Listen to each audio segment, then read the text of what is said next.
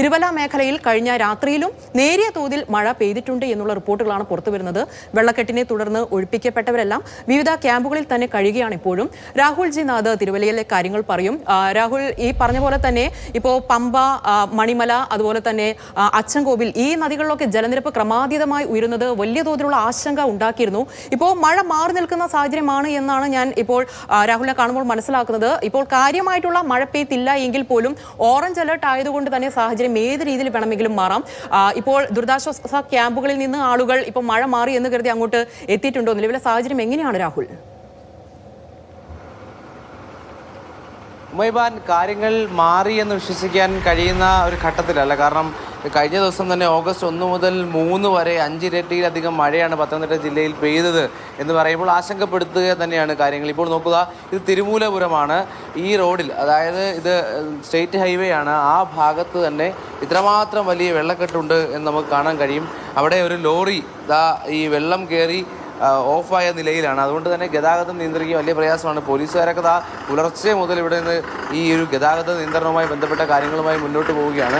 എത്രമാത്രം ദൂരത്തിൽ ഇത്തരത്തിൽ വെള്ളം ഉണ്ട് നമുക്കറിയാൻ കഴിയുന്നുണ്ട്. ഇരുചക്ര വാഹന യാത്രക്കാർക്ക് വലിയ പ്രയാസമാണ്.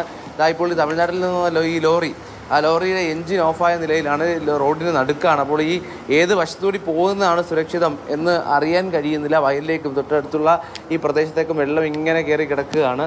അപ്പോൾ എന്തായാലും ഈ ലോറി മാറ്റാതെ ഈ ഒരു പ്രതിസന്ധി മാറുമെന്ന് തോന്നുന്നില്ല. ഇവിടെ ഇപ്പോൾ ഈ പറയുന്ന പ്രദേശത്തേക്ക് നോക്കുക, വെള്ളം എത്രമാത്രം വലുതായാണ് നിൽക്കുന്നത്. തിരുമൂലപുരത്തെ കഴിഞ്ഞ ദിവസത്തെ പ്രതിസന്ധിയൊക്കെ നമ്മുടെ പ്രതിനിധികൾ ഇന്നലെ ഓരോ വീടും പോയി കണ്ട് പരിശോധിച്ചതാണ്. ഇവിടെ തിരുമൂലപുരത്ത് ഈ വെള്ളക്കെട്ടിന് അപ്പുറത്തെ പ്രദേശത്തുള്ള ആളുകളുടെ ഒരു ക്യാമ്പുള്ളത്. നിലവിൽ നോക്കൂ, എത്രമാത്രം ബുദ്ധിമുട്ടിലാണ് ഈ കാണുന്ന വാഹനങ്ങൾ ഇങ്ങോട്ടേക്ക് വരുന്നത്. വാഹനങ്ങൾ വരുന്നത് തൊട്ടിപ്പുറത്ത് വീടുകളുണ്ട്. നിലവിൽ എന്തായാലും കുറേയധികം ആളുകൾ ഈ വശത്തുകൂടിയാണ് വാഹനങ്ങൾ വരുന്നത്. എന്തായാലും ഇവിടെ ഈ ലോറിയുമായി ബന്ധപ്പെട്ട് ആളുകളുണ്ട്. ചേട്ടാ, ഓഫായിടിച്ചാ? ഓഫായിടിച്ച് എന്താ വെള്ളം, വലിയ വെള്ളം? എങ്കേന്ന് പറയാ? തൂത്തുക്കുടി. ഇനി എന്നെ പണ്ണു മെക്കാനിക്ക് കൂപ്പിട്ടിയാ? അതെ, മെക്കാനിക്കിനെ വിളിച്ചിട്ടുണ്ട്. ഇത് തൂത്തുക്കുടിയിൽ നിന്ന് വരുന്ന വാഹനമാണ്. അവർക്കൊന്നും ചെയ്യാൻ കഴിയും. സൈലൻസറിൽ ഉൾപ്പെടെ വെള്ളം കയറിയിട്ടുണ്ട്. ഇപ്പോൾ നാട്ടുകാരൊക്കെ ഇവിടെയുണ്ട്. ഈ വെള്ളം എപ്പോൾ ഇറങ്ങും എന്നുള്ളത് തന്നെയാണ് ഏറ്റവും പ്രതിസന്ധിയായി നിൽക്കുന്നത്. ചേട്ടാ, ഇതുവഴി യാത്ര ചെയ്യാൻ വലിയ ബുദ്ധിമുട്ടല്ലേ? ഞാൻ നോക്കുക പറ്റുമെന്ന് എനിക്ക് തോന്നുന്നില്ല. എവിടുന്ന് വരിക? ഞാനിവിടെ അടുത്തുനിന്നാണ്. എനിക്ക് ഇതുവഴി പോകാൻ പറ്റുമെന്ന് നോക്കാനായിരുന്നു. വണ്ടിയുണ്ടോ? വണ്ടി അപ്പുറത്ത് പാർക്ക് ചെയ്തിരിക്കുക. ഇരുചക്ര വാഹനമാണോ? കാറാണ്. അതെ. വെള്ളം ഇറങ്ങുന്ന പ്രയാസമായിരിക്കുന്നു അല്ലേ? അതുതന്നെയാണ് ഈ ആളുകൾ ഈ പ്രദേശത്ത് വാഹനം ഇട്ടിട്ട് പോകാൻ കഴിയുമോ എന്നുള്ള കാര്യം നോക്കുകയാണ്. അപ്പോൾ അവരെല്ലാം വലിയ ആശങ്കയിലാണ്. ഈ വലിയ ബസ്സുകളും ലോറികളും പോകുമെന്ന് കരുതിയാണ് ലോറിയും ഇതുവഴിയൊക്കെ വന്നത്. ചേട്ടാ, ഞാൻ ഓട്ടോയായിട്ട് വന്നതാണ്. അത് അത്യാവശ്യം മെഡിസിനുമായിട്ട് പോകാൻ വേണ്ടി വന്നത്. ഇത് എങ്ങനെ പോകണം? നമ്മുടെ ജീവിതമാർഗ്ഗമൊന്നും നടക്കത്തില്ലാത്ത ഒരു വലിയ അന്തരീക്ഷമാണ്. മറ്റു വഴികളിൽ അവിടെയെല്ലാം വെള്ളമാണെന്നാണ് പറഞ്ഞിട്ടോ. അതെ അല്ലേ? ലോറി പോയി കഴിഞ്ഞാൽ പ്രശ്നമാവും. കാരണം അല്ല, ഓട്ടോ പോയി കഴിഞ്ഞാൽ പ്രശ്നമാവും അല്ലേ? അല്ലാത്ത വലിയ വണ്ടി നിന്ന് പോകുന്നു. പിന്നെ അതുകൊണ്ട് ചെറിയ വണ്ടിക്ക് ഒരു പ്രശ്നമാണ്. അതാണ് ഇപ്പോൾ മഴയൊന്നും ചാറി തുടങ്ങുന്നുണ്ടോ? വലിയ ആശങ്കയാണ്. ഈ വെള്ളക്കെട്ട് ഒഴിയുമെന്നുണ്ട്. രക്ഷയില്ല. ഇപ്പം മരുന്ന് ആർക്കെത്തിക്കാനായിരുന്നു? ഞാൻ അടൂർ ഹോസ്പിറ്റലിലേക്ക് കൊണ്ടുവരാനായിരുന്നു. ഹോസ്പിറ്റലിലേക്ക് കൊണ്ടുവരാനായിരുന്നു അല്ലേ? എന്തായാലും ഓട്ടോറിക്ഷയിലൊക്കെ ഈ റോഡിൻ്റെ ഈ വശത്തേക്ക് ആളുകൾ ഇറങ്ങി നിൽക്കുകയാണ്. അപ്പോൾ അവരൊക്കെ ഈ റോഡിനപ്പുറത്തേക്ക് പോകാൻ കഴിയില്ല എന്ന ആളുകൾ പറയുമ്പോൾ അവിടേക്ക് ഇറങ്ങുന്നതെന്ന് മനസ്സിലാക്കുന്നു. അങ്ങനെ വലിയ പ്രതിസന്ധി തിരുമൂലപുരത്തെ റോഡിൽ ആളുകൾ കാത്തു നിന്ന ശേഷം ഈ വെള്ളക്കെട്ട് ഒഴിയുമെന്നൊന്നും പ്രതീക്ഷ അവർക്കില്ല. മറ്റു വഴികൾ തേടുക എന്നുള്ളത് മാത്രമാണ് ഏറ്റവും പ്രധാനപ്പെട്ട കാര്യമായുള്ളത്. ചേട്ടാ, അങ്ങോട്ടേക്ക് പോകാൻ പറ്റത്തില്ല അല്ലേ? പോകാൻ പറ്റത്തില്ല. ഇവർക്ക് ഉണ്ടാവും മാവ് നിൽക്കുന്നതിൻ്റെ അവിടെ വരെ എം ജ്യൂസോ മറ്റേ വീടിൻ്റെ അവിടെ വരെ ഇവരെ എങ്ങനെയെങ്കിലും അപ്പുറത്തൊന്ന് കിടക്കണം. അവിടെ വരെയാണ് പോകേണ്ടത് അല്ലേ? സാധനങ്ങളുണ്ട്. അത് തന്നെയാണ്. എനിക്ക് തോന്നുന്നു തൊട്ട് കുറച്ച് നടന്നാൽ മതി. പക്ഷേ എങ്ങനെ നടക്കും എന്നുള്ളതാണ്. അങ്ങോട്ടേക്ക് പോകാൻ പ്രയാസമായിരിക്കും അല്ലേ? വെള്ളമല്ലേ, എങ്ങനെ? അവിടെയാണോ വീട്? അവിടെയാണ് വീട്. എവിടെ പോയിട്ട് വരിക? ഞങ്ങൾ കോയമ്പത്തൂർ പോയപ്പോഴത്തേക്ക് ഇവിടെ മൊത്തവും വെള്ളമായി. ഇനിയിപ്പോൾ അങ്ങോട്ട് നടക്കാൻ ഓടയിലുള്ള പ്രദേശമാണല്ലേ? അങ്ങനെയാണ്. അപ്പോൾ സാധനങ്ങളും ഉണ്ട്. നടക്കാൻ തീരുമാനിച്ചു. ബസ്സിൽ കയറി അവിടെ ഇറങ്ങാം എന്നുള്ളതാണ് അല്ലേ? ഇതാണ് ഈ നാട്ടുകാരുടെയൊക്കെ അവസ്ഥ. ഈ പറയുന്നത് പോലെ എപ്പോഴും മഴ പെയ്യുമ്പോൾ ഒരു ആശങ്കയല്ലേ? വലിയ പ്രയാസമാണ്. മഴ പെയ്താൽ പ്രയാസമാണ്. എവിടെ ആ കാണുന്നിടത്താണോ? അവിടെ അടുത്താണ്. എപ്പോഴും ഈ വെള്ളം കയറുന്ന പ്രദേശമാണോ? എപ്പോഴൊന്നും അങ്ങനെ കയറാറില്ല. ഇതിപ്പോ ഇപ്രാവശ്യം അങ്ങനെ കയറി. അപ്പോൾ അത് തന്നെയാണ് ഈ പറയുന്ന പോലെ അവർ കാത്തു നിൽക്കുകയാണ്. ബസ് ഉണ്ടെങ്കിൽ ബസ്സിൽ ഇറങ്ങാതെ കാറൊക്കെ തിരിച്ചു പോവുകയാണ്. മഴയുടെ ശക്തിയും അല്പം കൂടിയിട്ടുണ്ട്. അപ്പോൾ ഇങ്ങനെയാണ് ഇതിൻ്റെ ഒരു പ്രശ്നം. ഇപ്പം നമ്മൾ പറഞ്ഞു തുടങ്ങുമ്പോൾ മഴ കുറഞ്ഞു, അപ്പോൾ ആശ്വാസത്തിലേക്ക് പോകാം എന്നൊക്കെയാണ് പറഞ്ഞു തുടങ്ങിയ വരികളെങ്കിൽ നോക്കൂ, കാര്യങ്ങൾ ഞൊടിയിടയിൽ മാറുകയാണ്. ഇപ്പോൾ മഴയ്ക്ക് ശക്തി കൂടുകയാണ്, മഴ ശക്തി പ്രാപിക്കുകയാണ്. അപ്പോൾ പിന്നെ ഈ വെള്ളക്കെട്ട് എങ്ങനെ ഒഴിയും എന്നുള്ളൊരു പ്രതിസന്ധിയുണ്ട്. ബൈക്കുകാരൊക്കെ അങ്ങോട്ട് എന്തായാലും മറ്റു വഴികളില്ലാത്തതുകൊണ്ട് പോകാൻ ശ്രമിക്കുകയാണ്. അത് വലിയ ബുദ്ധിമുട്ടിലേക്കായിരിക്കും കാര്യങ്ങൾ പോകുക. കാരണം തൊട്ടിപ്പുറത്തുനിന്ന് വാഹനം വരികയാണ്, വെള്ളത്തിൻ്റെ അളവ് ഇവിടേക്ക് കൂടും. എന്തായാലും നിലവിലെ തിരുമൂലപുരത്തെ സ്ഥിതി ഇതാണ്. ഈ വെള്ളക്കെട്ടപ്പുറമാണ് ക്യാമ്പുള്ളത്.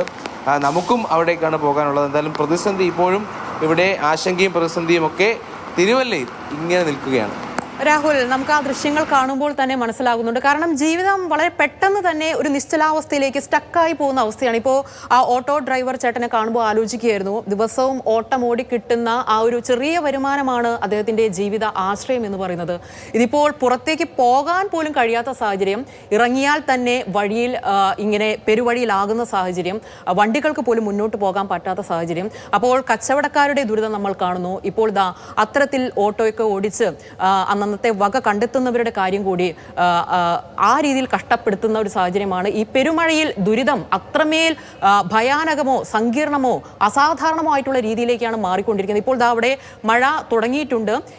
ഇപ്പോൾ മുന്നറിയിപ്പ് പ്രകാരം ഓറഞ്ച് അലേർട്ടാണ്. അപ്പോൾ തീവ്രമായിട്ടുള്ള മഴയ്ക്കുള്ള സാഹചര്യം ഉണ്ട് എങ്കിൽ വീണ്ടും ഇപ്പോൾ തന്നെ അവിടെ വെള്ളക്കെട്ടാണ്. ഇപ്പോൾ മഴ തോർന്നിട്ടുള്ള സാഹചര്യത്തിൽ പോലും ആ വെള്ളം ഇറങ്ങിയിട്ടില്ല. അപ്പോൾ വീണ്ടും മഴ കനത്താൽ വെള്ളക്കെട്ട് ഇനിയും ഉയരും. അത് കൂടുതൽ പ്രതിസന്ധിയിലേക്ക് മാറും. രാഹുൽ, ഒരു കാര്യം ചോദിക്കട്ടെ, ഈ പ്രദേശത്ത് ഈ പ്രളയ ജലം കയറിയതോടുകൂടി ഈ തിരുവല്ല ചെങ്ങന്നൂർ റൂട്ടിൽ KSRTC ഗതാഗതം അത് ഭാഗികമായിട്ട് താൽക്കാലികമായിട്ട് നിർത്തിവെച്ചിട്ടുണ്ടായിരുന്നു. ഇപ്പോഴും ആ നിലയിൽ തന്നെയാണോ? യാത്രക്കാർക്ക് പോലും ബുദ്ധിമുട്ടാകുന്ന രീതിയിലേക്ക് ഈ ഗതാഗത തടസ്സം ഈ പെരുമഴ പോലും ഉണ്ടാകുന്നുണ്ടോ? എന്താണ് ആ രീതിയിൽ KSRTC സർവീസുകളെ ബാധിച്ചിട്ടുണ്ടോ? നിലവിൽ സർവീസുകൾ ഒഴിവാക്കുന്ന തരത്തിലേക്ക് കാര്യങ്ങൾ പോയിട്ടില്ല. കാരണം മറ്റൊരു വഴി ഗതാഗതം പുനഃസ്ഥാപിക്കുക. കാരണം ബസ്സുകളാണ് ഏറ്റവും ഒടുവിൽ ഇപ്പോൾ നേരത്തെ കുടുംബവും സൂചിപ്പിച്ചതുപോലെ അവർക്ക് ആശ്രയമാകുന്ന, അവർക്ക് ഇറങ്ങേണ്ട സ്ഥലത്ത് അത് സ്റ്റോപ്പ് അല്ലെങ്കിൽ കൂടി ഇറക്കാനുള്ളൊരു നടപടിയിലേക്കൊക്കെ കാര്യങ്ങൾ പോകുന്നുണ്ട്. പക്ഷേ ഇതിലിവിടെ ഈ ഒരു പ്രശ്നം എന്ന് പറയുന്നത്, ഇപ്പോൾ തന്നെ നോക്കൂ, നമ്മൾ നിന്ന് 2 മിനിറ്റിനുള്ളിൽ ശക്തമായ മഴ പെയ്യുകയാണ്. ഈ ശക്തി പ്രാപിച്ചുകൊണ്ടിരിക്കുകയാണ്. വാഹനത്തിൻ്റെ നമ്പർ പ്ലേറ്റ് കാണുന്നില്ല. ഒരു വർഷം എത്തുമ്പോൾ നോക്കൂ, ഒരുപക്ഷെ എഞ്ചിനുള്ളിലേക്ക് പോലും ഈ വെള്ളം കയറുന്ന നിലയിലേക്ക് അത്രമാത്രം വെള്ളം ഇവിടുണ്ട്. മറ്റ് വഴികളില്ലാത്തതുകൊണ്ടാണ് ആളുകൾ ഇതുവഴി കടന്നു പോകുന്നത്. ഇപ്പോഴും ഞങ്ങളുടെ തൊട്ട് പിന്നിൽ കാറുകൾ കാത്തു കിടക്കുകയാണ്. മുന്നിലും ദൃശ്യത്തിൽ കാണാം. അപ്പോൾ ഈ പറയുന്നത് പോലെ ഇപ്പോൾ ശക്തി പ്രാപിക്കുന്നെങ്കിൽ ഈ വെള്ളം എങ്ങോട്ടേക്ക് ഒഴുകി പോകും എന്നുള്ള ചോദ്യമുണ്ട്. കാരണം രാവിലെ വെള്ളം ഇറങ്ങിത്തുടങ്ങി എന്ന് പ്രതീക്ഷയുള്ള, ആശങ്കയെ അകലുന്ന 2 വരി കൊടുക്കാൻ കഴിഞ്ഞെങ്കിൽ ഇപ്പോൾ ആ പ്രതീക്ഷയൊക്കെ നഷ്ടപ്പെടുന്ന തരത്തിലേക്ക് അതിശക്തമായി മഴ രാവിലെ തിരുവല്ലയിൽ പെയ്തുകൊണ്ടിരിക്കുകയാണ്. തിരുമൂലപുരത്ത് മഴ പെയ്യുകയാണ്, ശക്തി പ്രാപിക്കുകയാണ് മഴ.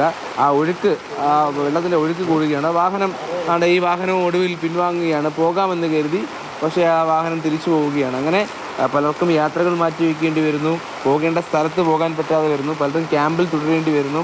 ആ സാഹചര്യം തന്നെയാകും ഒരു പക്ഷേ ഇനിയുള്ള മണിക്കൂറുകളിലും എന്ന് തന്നെയാണ് നിലവിൽ നമ്മൾ മനസ്സിലാക്കുന്നത്. ഇപ്പോഴും തമിഴ്നാട്ടിൽ നിന്നെത്തിയ ലോറി മെക്കാനിക്കിനെ കാത്ത് കിടക്കുകയാണ്. അങ്ങനെ ആരും പ്രതീക്ഷിക്കാത്ത പല സാഹചര്യങ്ങളിലൂടെ ഈ തിരുമൂലപുരത്തെ കാര്യങ്ങൾ മുന്നോട്ട് പോവുകയാണ്.